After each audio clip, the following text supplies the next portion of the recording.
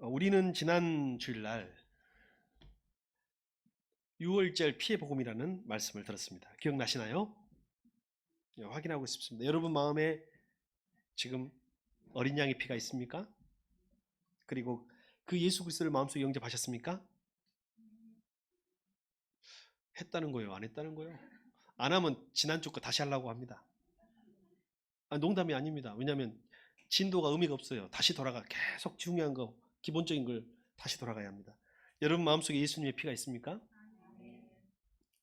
여러분 가정에도, 문설주에도, 그리고 문지방에도 예수님의 피가 있습니까? 네, 그러면 이제 앞으로 나아갑시다. 6월절은 하나님의 백성으로서의 새로운 출발입니다. 6월절 이전까지는 애굽 백성이에요. 6월절 이전까지는 애굽 왕의 음식을 먹어요. 그리고 6월절 이전까지는 애굽의 법을 지켜요. 세상 사람이에요. 근데 6월절부터는 누구 백성이에요? 하나님 백성이에요. 누가 먹여요? 하나님 먹이셔요. 누구 법을 지켜요? 하나님 법을 지켜요. 이게 6월절이 중요한 이유예요. 예수님이 내 안에 들어온 순간 나는 바로 백성이 아니고 세상 백성이 아니고 내가 내 인생을 책임지지 않고, 여러분 고아가 아닙니다. 왜 고아처럼 자기 인생 자기가 책임지세요? 세상에서 멋진 말이 뭐냐면 나의 주인은 나야. 내 인생의 주인은 나야. 멋져 보이죠? 필요합니다. 그런 자존감도. 그러나 여러분, 내가 얼마나 나약한지 죄에 대하여 한계를 깨닫고 나의 주인은 하나님이시라고 고백하는 것이 믿음이요 신앙인 줄 믿습니다. 네, 거기서 시작하는 거예요. 자, 하나님 백성은 어디서부터 시작했다고요? 6월절 사건부터 시작합니다. 자, 이제 앞으로 나아갑니다.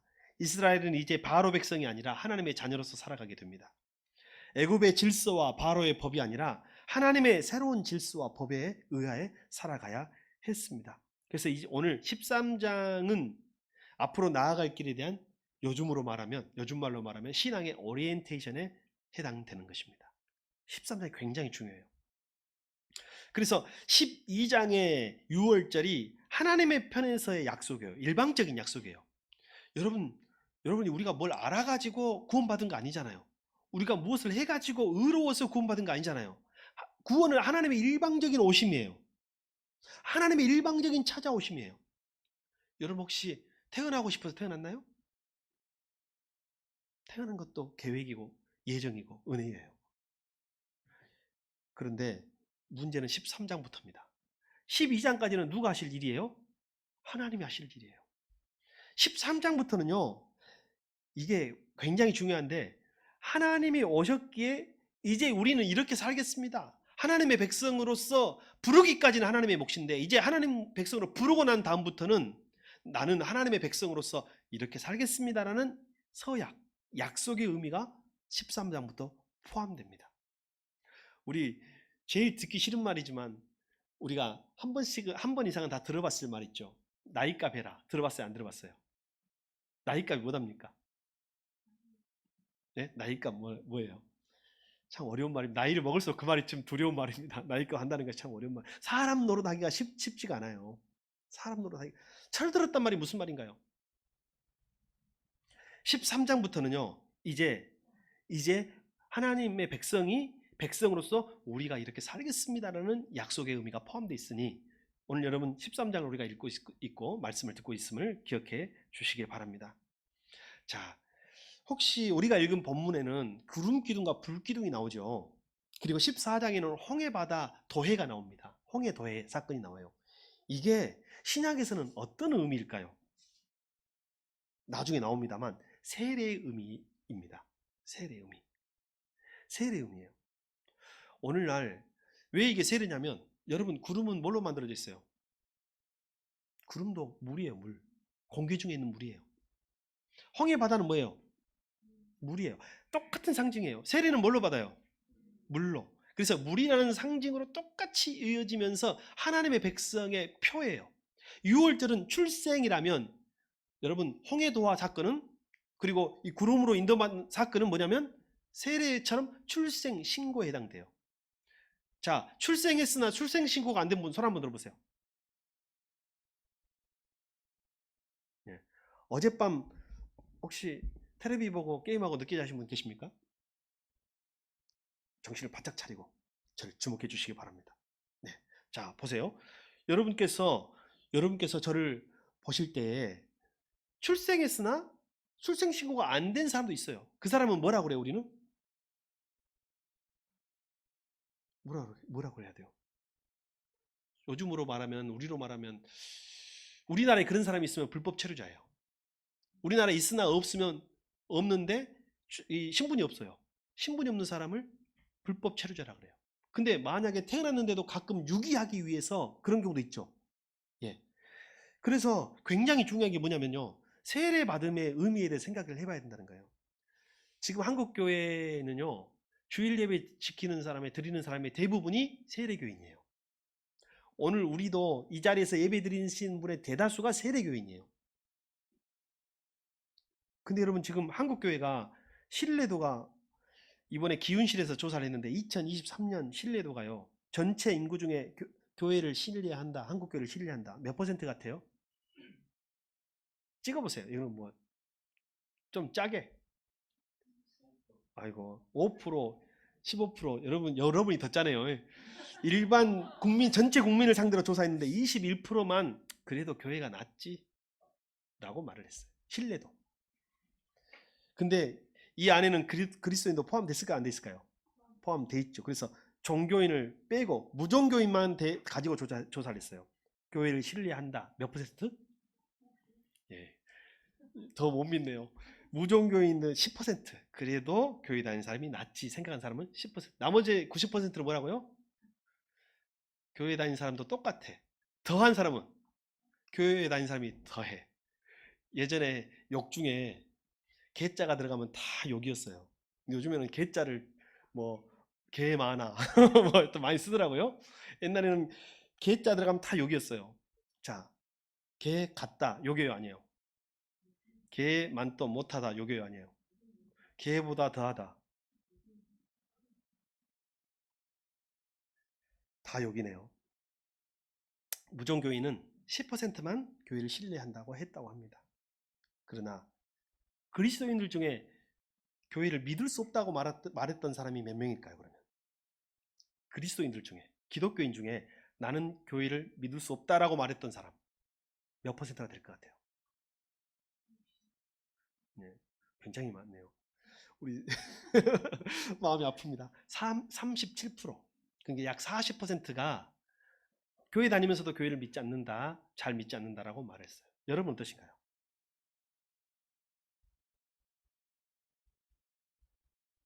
왜 이럴까요? 6월절을 지났는데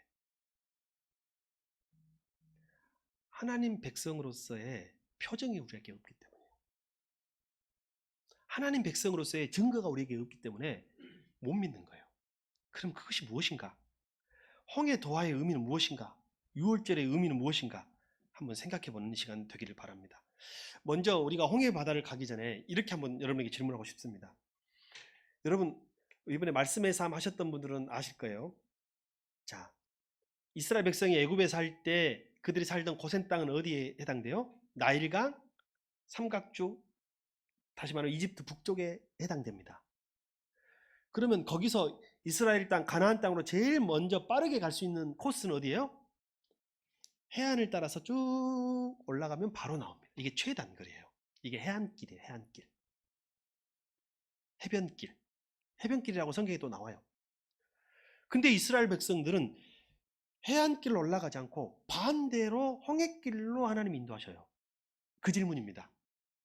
왜 빠르고 쉬운 해안길로, 해변길로 인도하지 않으시고 하나님의 백성들의 첫 시작을 어렵게 해변 광야길로, 홍해 광야길로 인도하셨을까요? 궁금하시죠? 17절에 답이 나옵니다. 하나님이 이 백성이 전쟁을 하게 되면 마음을 바꾸어서 이집트로 되돌아가지 않을까 하여 그 해변길로 가면 제일 빠른 길이긴 하지만 가장 강한 적인 블레셋이 사는 땅을 통과해야 합니다. 그러면 그 땅은 굉장한 전쟁, 처음 시작부터 전쟁으로 시작하는 거예요. 전쟁으로 시작해. 이스라엘 백성이 광야로 가가지고 한동안 사람이 없으니까 전쟁을 안 해요. 거기서. 그래서 하나님의 백성으로 준비되기 전에, 그리고 주님의 군사로서 준비되기 전에 전쟁 준비도 안 돼 있고 하나님에 대한 신뢰관계도 형성되지 않고 모세에 대한 신뢰관계도 형성되지 않은데 갑자기 전쟁이 딱 닥치면 어떻게 돼요? 완전히 무너지겠죠. 다시 애굽으로 돌아가겠죠. 그래서 하나님이 그들에게 기회와 시간을 주는 거예요. 저는 뭐 스스로 그런 말을 해서 뭐 하겠습니까만 굉장히 급한 사람입니다. 빠르게 하는데 빠르게 하고 싶고 빠르게 해야 직성이 풀리는 사람이에요. 운전하고 가다가 신호가 딱 걸리면 핸들 트는 사람 있죠? 골목으로. 저는 그런 사람입니다. 느긋하게 기다리고 신호 기다리고, 물론 그럴 때도 있지만 좀 빨리 가야 할 때는 이렇게 막 하면서 가는 사람이에요. 이해할 수 없는 것이 뭐냐면 왜 이렇게 더디 갈까요? 하나님 왜 이렇게 더디 주실까? 더디 인도하실까요? 목회하면서도 답답하고 그럴 때가 많아요. 하나님 이렇게 빨리 좀 우리를 인도하시면 좋겠는데 왜 이렇게 더디 하실까? 저 성도를 좀 빨리 성장시키고 싶은데 왜 이렇게 돌리실까? 이런 생각이 들 때가 있단 말입니다. 왜 그러셨냐면 너무 힘든 일을, 너무 전쟁을 갑자기 당하면 내가 준비되어 있지 않았는데 다시 애굽으로 돌아갈까 봐서 그런답니다. 근데 제가 이 말씀을 좀 더 묵상해 봤는데 이제 하나님은 좀 너무 하시기도 하시네요. 전쟁도 전쟁이니까 피하게 하셨지만, 자, 제가 이제 홍해 광야길로 들어섰어요. 그리고 홍해 앞에 딱 왔습니다. 앞에는 뭐가 있어요? 홍해 바다. 뒤에는 뭐가 있어요? 애국 군대가 있어요. 자, 앞으로 가란 말이에요? 뒤로 가란 말이에요? 자, 앞으로, 뒤로 가면 어떻게 돼요? 애국 군대한테 죽고. 앞으로 가면요? 홍해 바다가 가로막고 있고. 어디가 낫겠어요, 여러분? 홍해 바다가 낫겠어요? 애국 군대가 낫겠어요? 바다가 낫겠어요? 진짜요? 항복하고 간 사람도 있을 텐데. 있었을까요, 없었을까요? 있었을 거라 생각해요. 항복하고 뒤로 간 사람도 있었을 거예요. 그러나 양자 택일하도록 하나님이 우리를 때로 만드신데 고난이 살다 보면 우리 앞에 홍해 바다가 펼쳐질 때가 있어요. 뒤로도 갈 수 없고 앞으로도 갈 수 없고. 여러분 물어봅시다. 여러분 이제 안 믿고 살 수 있어요? 물론 이 중에 몇 명은 지금 기회만 보고 있어. 나 지금 독립만 해봐라 집에서. 우리 애들 혹시 그럴지 모르겠어. 우리 애들도 내가 진짜 목사님 아들로 태어나가지고 내가 한번 내가 독립만 해봐라 이럴 수 있잖아요. 그러나 우리 중에 대다수는요, 이제 애굽으로 갈 수 없다는 걸 알 거예요. 애굽으로 가서 안 된다는 것도 알 거예요. 가면 더 비참한 삶이 있다는 것도 알 거예요. 그렇다고 홍해로 뛰어들기는 힘들잖아요. 그때 하나님의 기도하면서 이스라엘 백성이 홍해 바다 앞에서 얼마나 기도했게요. 그러니까 하나님이 홍해 바다가 갈라지는 기적을 보여주셨는데, 적어도 6월절을 경험하신 분들은 홍해 바다가 갈라지는 경험도 하시기를 축복합니다. 하나님이 여러분의 홍해 바다 같은 일을 딱 앞에 두시면 어떤 뜻이에요? 애굽으로 돌아가라는 뜻이에요? 열고 앞으로 나가라는 뜻이에요? 여러분 그거예요. 하나님 뜻을 아십시오. 홍해를 건넌 사건을, 그리고 구름을 지난 사건을 신약 성경의 사도 바울은요 뭐라고 표현했냐면, 고린도전서 10장이 세례장이거든요. 세례를 설명하는 장이에요. 거기 2절에 보면 그들은 모두 구름과 바다 속에서 세례를 받아 이렇게 말했어요. 그러니까 그들이 구름을 통과하고 바다를 통과하는 것은 하나님 백성의 증표를 받은 거예요. 제가 말했잖아요. 출생과 출생 증명, 출생 신고는 다르다고요. 그죠? 세례증이 왜 필요해요? 내가 예수 믿고 영접했으면 이제 끝났지. 근데 세례가 왜 필요하다면, 살다 보면요, 세례 받은 것도 큰 힘이 되대요. 그리고 내가 그것이 세례 받음으로 하나님의 자녀되고 하나님의 백성된 증표로서 세례를 받는 거예요. 그러면 세례의 의미를 알아야 되겠죠. 세례가 무슨 뜻이에요? 물속에 들어가면 어떻게 돼요? 여러분 물속에 들어가면 살 수 있는 사람 있어요, 없어요? 물속에 들어간다는 것은 죽음을 의미하는 거예요. 나의 자아의 죽음을 선언하는 거예요. 나의 자존심도 죽고 나의 자아도 죽고, 나는 죽고 예수가 산다. 나는 죽고 예수로 다시 사는 삶. 나의 자아는, 죄된 자아는 죽고 예수 안에서 나는 다시 사는 삶. 이게 세례의 선언이에요. 그래서 이스라엘 백성들이 구름을 지나고 물속을 지나면서 바다를 지나면서 바로 그것들을 경험하게 하는 거죠. 한번 생각해 보세요. 홍해 바다가 갈라지고 경험했는데 그 기억이 너무너무 크잖아요. 그 경험이. 야, 내가 할 수 없다고 하는 나의 자. 어떻게든 내가 스스로 하려고 했던 나의 무능력, 이게 다 그 안에서 죽는 거예요. 바다에 빠지고, 나의 불신앙, 나의 우상, 그걸 다 바다에 빠지고, 나의 죄성, 원죄까지 다 바다에 빠지고, 홍해를 나감과 동시에 다시 믿음으로 출발하는 삶. 그것이 세례예요. 한국 교회에 이렇게 세례교인이 많은데, 우리 교회에 이렇게 세례교인이 많은데, 과연 세상이 볼 때 우리를 왜 신뢰한다고 하지 않는가?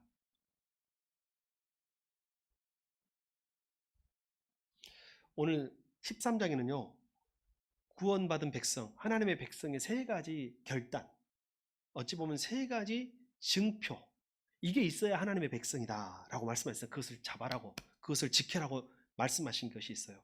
그 중에 하나를 우리가 읽었을 뿐이에요. 먼저 여러분 1절 13장 1절 이하에 보면요, 뭐라고 했냐면, 제가 한번 읽어볼게요. 13장 1절에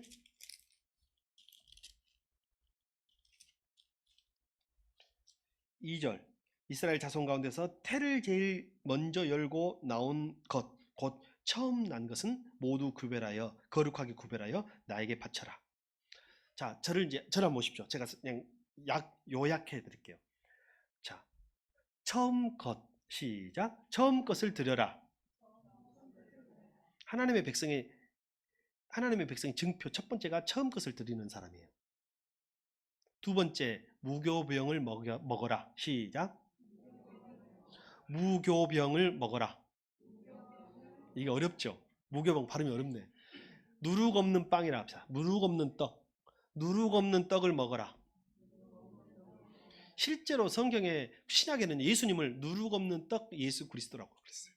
자, 누룩 없는 떡을 먹어라. 두 번째, 뭐라고요? 자, 세 번째, 구름의 인도를 받아라. 구름 기둥의 인도를 받아라. 불기둥 포함입니다. 자, 이제 여러분만 시작. 예, 첫 것을 들으라. 예, 누룩 없는 떡을 먹어라. 무교병을 먹어라. 세 번째, 이게 하나님 백성의 구별이에요. 그러면 첫 것을 먼저 이야기해 보겠습니다. 애굽에서 유월절에 왜 하나님의 것인지 제가 설명해 드릴게요. 유월절 어린 양을, 여러분 그 피를 문설주에 바를 때 애굽의 모든 장자와 짐승의 축생의 생축의 그 첫 새끼까지 다 죽어요. 근데 유일하게 피를 바른 이스라엘 백성들의 가정의 장자만 살아나거든요. 이게 어떤 뜻일까요? 여러분 혹시 속전이라는 말 들어봤어요? 속전? 속죄라는 말을 우리가 많이 쓰죠. 속죄를 알기 전에 우리는 속전을 알아야 돼요. 속전을 모르면 속죄를 몰라요. 속전이 언제 사용됐냐? 우리나라 역사적으로 속전이 사용된 적이 있습니다. 병자호란 때 우리나라 사실상 피해가 임진왜란 때보다 더 많았다고 합니다. 더 컸다고 합니다. 병자호란 때 이 청나라 군인들이 우리나라에서 수많은 사람들, 여자들 다 잡아갔어요. 특히 여자들도 많이 잡아가고 남자들도 많이 노예로 사용합니다. 노비로 사용합니다. 그러면서 우리나라에 이렇게 말합니다. 한 사람당 얼마라고 속전을 걸어요. 근데 우리나라 정부는 그때 선조 때죠. 선조 때인가요? 병자호란 때는 언제죠? 누구죠? 인조 때라면 인조. 맞아요. 인조가 머리를 찧었죠. 네. 역시 내일 모레 수능을 본 빠릿빠릿한. 근데 거기서 우리나라 정부가요, 돈을 주고 찾아왔을까요? 안 찾아왔을까요? 거기에 잡혀간, 노비로 끌려간 백성들, 양민들, 여자들, 부녀자들 안 찾아옵니다. 그 돈이 너무너무 컸어요. 청나라에서 찾아올 수 없을 만큼 큰 돈을 벌어요. 한 사람당. 근데 그 중에 돌아온 사람이 있었어요? 없었어요? 우리가 보통 환양년이라고 부르는 이야기가 거기서 출발했다고 하잖아요. 그때 돌아온 사람들인데, 그때 그래도 양반집이나 돈이 있는 집은 자기들의 자녀들을 속전을 주고 사갖고 와요. 다시 되사옵니다. 그게 뭐라고요? 속전이에요. 그럼 속죄는 뭘까요? 그 죄 때문에 죽어야 될 죄인을 대가를 지불하고 살려. 그것이 속죄예요. 그러니까 장자가 이미 다 그날 죽은 거예요. 그날 이미 이스라엘의 장자나 애굽의 장자나 다 죽은 거예요. 근데 하나님이 어린 양의 핏값으로 누구를 대신 산 거예요? 장자를 대신 다 샀다는 의미예요. 상징물이에요. 그래서 넌 이제는 애굽의 법을 따르지 않고 이제는 바로의 법을 지키지 않고 이제 하나님의 백성으로 살고 하나님의 명령 따라 살겠습니다. 나는 하나님의 것입니다. 따라합시다. 나는 하나님의 것입니다. 첫 것이라는 게 무슨 뜻이에요? 우리 애들이 저한테 물어보더라고. 아빠, 엄마가 첫사랑이에요? 왜 웃으십니까? 제가 뭐라고 할게요? 맞아, 맞아, 맞아라고 했습니다. 첫 것의 의미는요, 시간적 의미로는 앞선 시간을 말하겠지만 가치적 의미로는 가장 중요한 것을 의미합니다. 그러니까 저희 아내는 저의 첫사랑이 맞습니다. 예수 나의 첫사랑할 때 그 의미는 무엇이에요? 그 전에 다른 거 안 사랑했어요? 예수님 만나기 인격적으로 만나기 전에 엄마 안 사랑했어?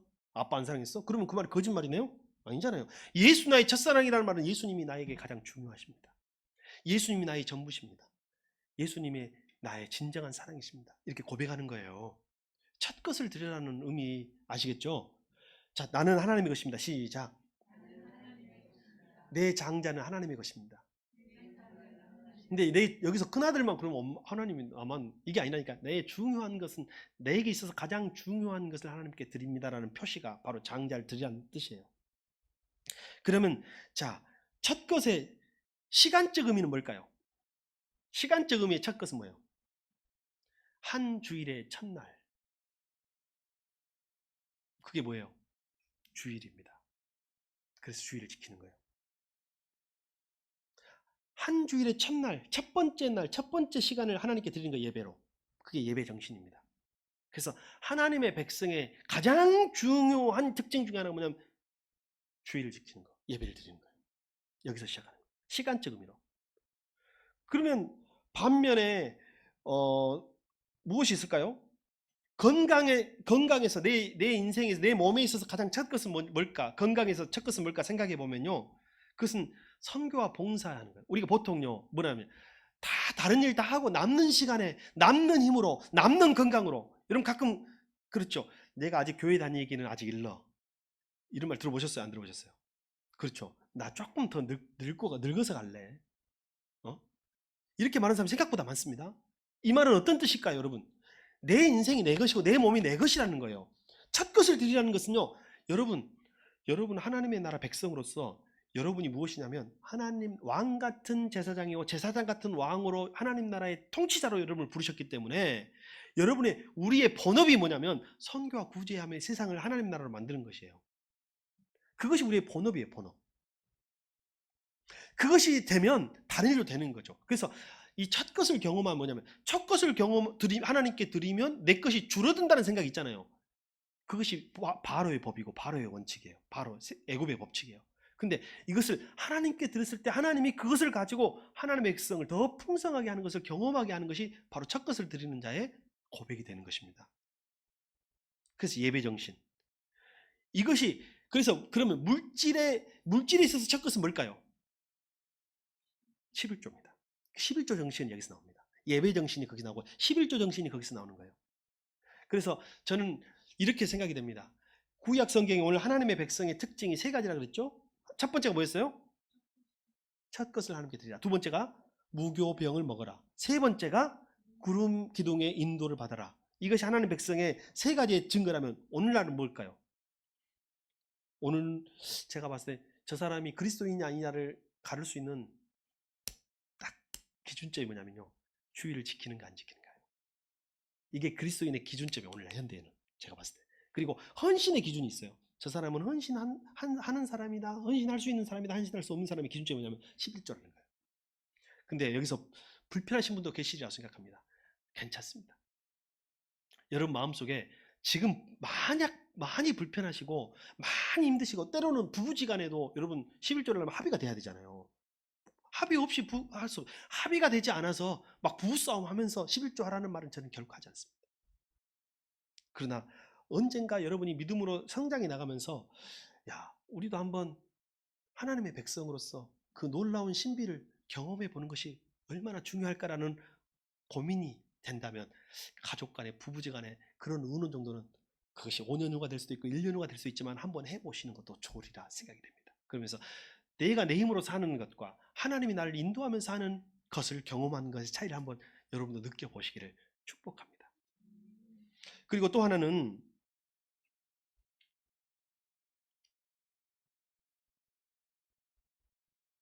최고가 되는 것을 나에게서 최고를 하나님께 드린다는 게 첫 것을 드리는 것이라 했잖아요. 나의 주권, 로드십이라고 하죠. 네, 주권을 하나님께 드리는 거예요. 그것이 6월절 통과한 사람만 할 수 있는 특권이 되는 것입니다. 두 번째로 무교병을 먹어라. 무교병은 뭐가 없는 떡이라고요? 누룩이 없는 떡이에요. 여기서 말하는 누룩은 뭐라고 그랬어요? 죄라고 했어요. 죄. 애굽의 삶, 애굽의 법칙, 애굽의 우상, 바로의 법, 이것이 다 세상의 방법, 이게 다 누룩이에요. 그래서 하나님은요, 가난과 질병과 환경과 고난을 준비하신 이유가 뭐냐면요, 이 누룩을 빼기 위해서. 왜 홍해를 주셨냐면요, 또 완전히 거기서 누룩이 아직도 남아있으니까 누룩을 또 빼라는 거예요. 누룩 없는 빵을 먹으면서 너는 세상의 법으로 사는 것이나 하나님의 법으로 하나님의 말씀으로 산다는 것을 알려주시면서 때로는 광야 훈련을 시키는 거죠. 가난의 훈련, 가난의 광야, 질병의 광야, 고난의 광야, 환경적인 광야, 이것을 겪어가면서 하나님은 내 안에 누룩을 빼내시는 거, 순금으로 만드시는 거, 정금같이 나온다, 순금같이 나온다는 말이 거기서 나옵니다. 두 번째 누룩의 의미는 아까 뭐라 그랬어요? 죄 없으신 무교병 예수 그리스도. 그럼 자, 예수님이 이렇게 말씀하시죠. 나를 먹어라. 한번 따라하시죠. 나를 먹어라. 어떻게 먹으실랍니까, 예수님을? 고민이 되죠? 고민이 되지 않습니까? 물론 여러 가지 의미가 많이 있겠습니다만 제가 생각을 해봤어요. 요한계시록에 보면 내가 문 밖에서 문을 두드리고 있다. 네가 마음 문을 열고 나를 영접하면 내가 너에게로 들어가 너는 나로 더불어 먹고 나는 너로 더불어 먹게 될 것이다. 이 말씀 아시죠? 저는 누룩을 먹는 무교병을 먹는 삶은 예수님을 먹는 사람은 주님과 함께 교제하며 동행하는 삶이라고 생각합니다. 그것이 그러니까 세상에 마로의 양식으로 사는 것이 아니라 하나님의 누룩 없는 떡이신 예수님으로 사는 것, 그분의 말씀으로 사는 것이 무교병으로 사는 거예요. 무교병을 먹고 사는 거예요.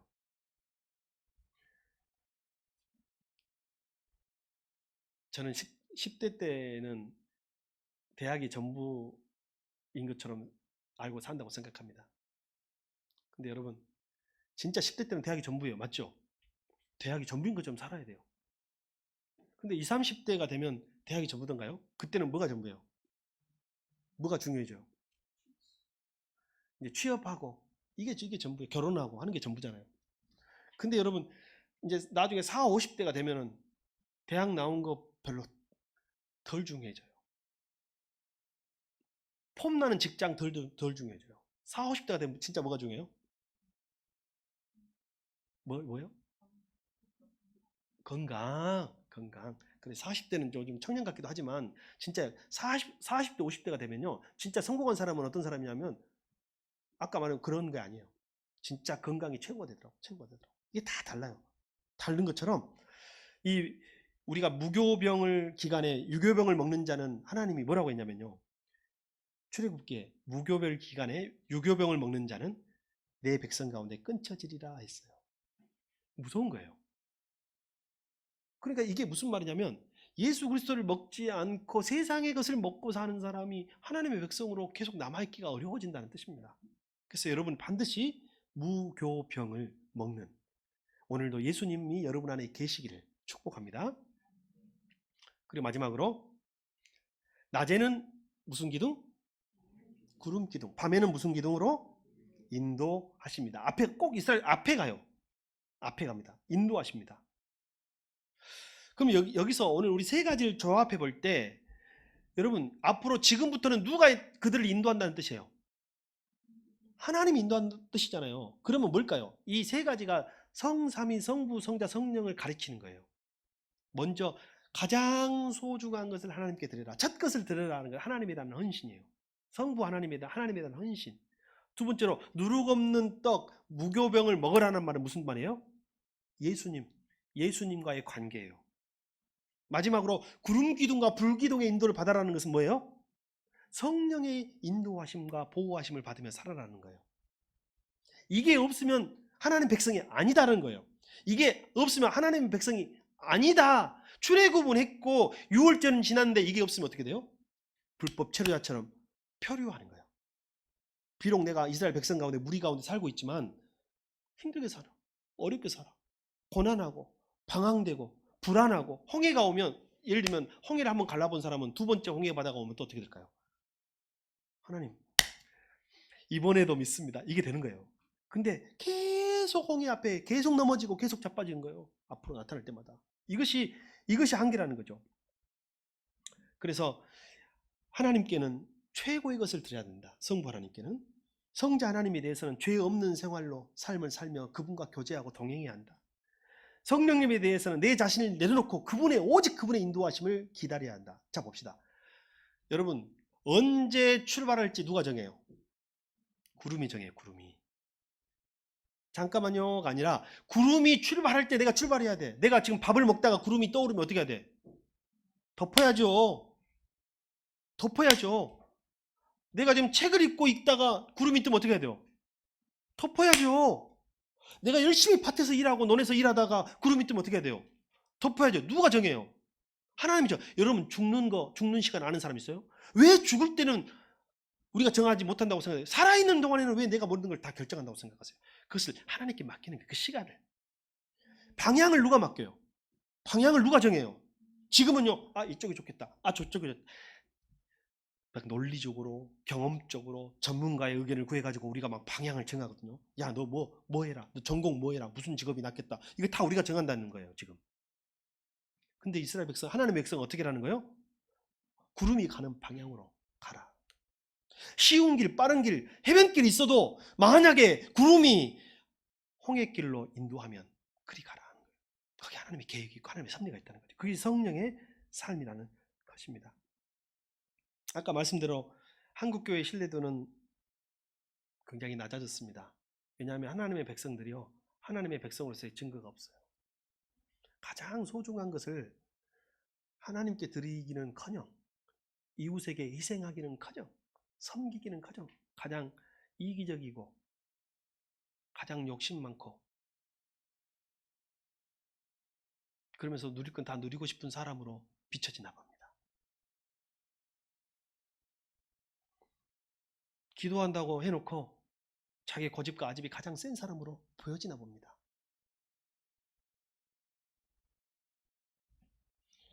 이분 말은 무교병으로 산다고 하지만, 예수님으로 산다고 하지만 돈은 더 좋아하는 것 같습니다. 저에게 신대원 스승님이었던 주승준 목사님, 주한장로교회 지금 담임하고 계십니다. 그분 교회에서 코로나 때 있었던 이야기가 있습니다. 그분이 이 말씀을 교인들에게 하시면서 눈물로 말씀을 전하셨던 것이라고 합니다. 저도 이 주승준 목사님은 주기철 목사님의 손자입니다. 코로나 때 거기 교회는 이제 오래되다 보니까 연세 드신 분들이 많잖아요. 그런데 이제 젊은 사람들 온라인 예배도 좋아하지만 연세 드신 분들은 그래도 현장 예배를 드리고 싶어.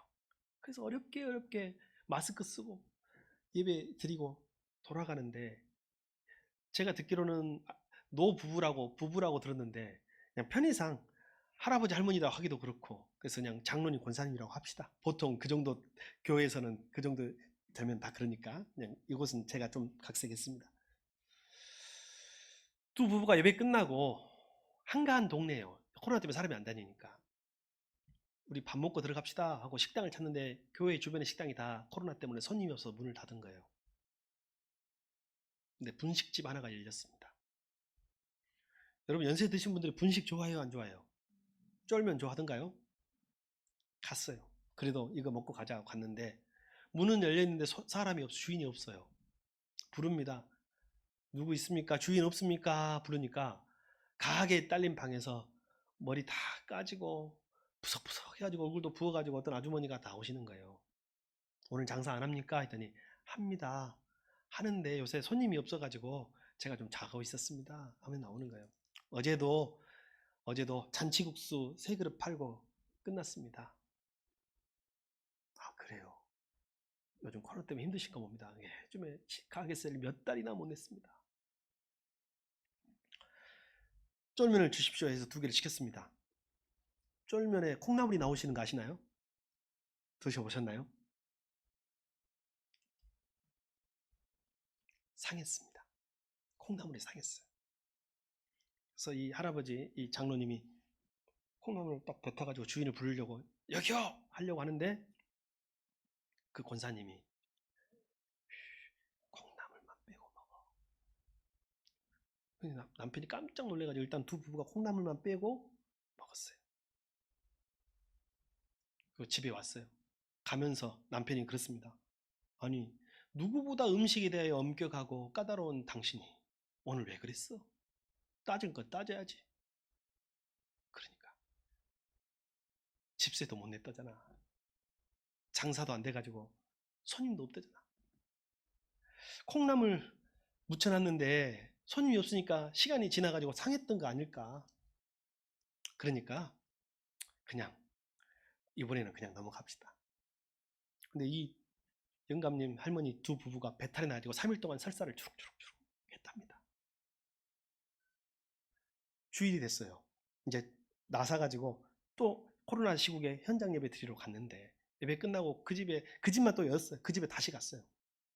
그래서 또 쫄면 뭐 다른 메뉴를 시켰겠죠. 이번에는 뭐 다른 메뉴를 시켰는데 알아본 거예요. 저번 주 오신 분들이시죠. 네. 혹시 그거 드시고 괜찮으셨냐 했더니 이분들이 괜찮았다고 이렇게 이야기를 했답니다. 손님들 가시고 난 다음에 콩나물만 빼져 있어가지고 제가 혹시나 해서 남은 콩나물을 먹어봤습니다. 근데 상해서 먹을 수가 없었는데 정말 아무 이상 없었습니까? 정말 죄송합니다라고 사과를 하더래요. 그 분식집 사장님이 코로나 끝날 때까지 예배드리고 그 집에서 계속 그 집에 가서 밥을 먹었대요. 사실은 이분들은 여유도 있고 분식 안 먹어도 비싼 거 먹고도 살만한 분들이신데 그 집에 계속 간 거예요. 이제 코로나가 끝났습니다. 지금 끝났잖아요. 그래, 그날 그 분식집을 갔는데 그 분식집 아주머니 사장님이 이렇게 말하더래요. 저 앞에 교회 다니시죠? 저 저번 주에 교회 등록했습니다.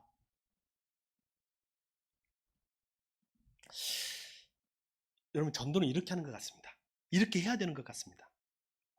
우리가 길거리에서 하는 전도도 귀하고 노방 전도도 귀하고 가치가 있지만 삶으로 내가 내 안에 누룩 없는 떡 예수님이 있음을 증거하고 나는 더 맛있는 집 신선한 집으로 가고 싶으나 이 구름 기둥이 나를 인도하시는 분식집에 가서 음식도 먹고 이렇게 살아가는 거예요. 그것이 예수 믿는 거의 증거지 않을까라는 생각을 해봅니다. 그래서 마지막으로 여러분께 질문 드리고 마치겠습니다. 여러분 구원 받으셨습니까? 여러분 세례 받으셨습니까? 세례 받은 자로서 삼위일체 하나님께 하고 있는 이 성경의 약속, 3가지 약속을 어떻게 지키고 계십니까? 기도하겠습니다.